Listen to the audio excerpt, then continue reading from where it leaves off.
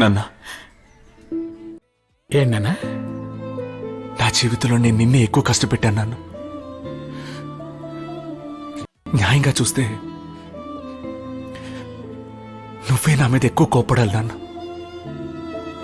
నన్ను కొట్టు తిట్టు ఏమైనా చేయనాను, కానీ దయచేసి లోపలే పెట్టుకుని కుమిలిపోకు నాన్న.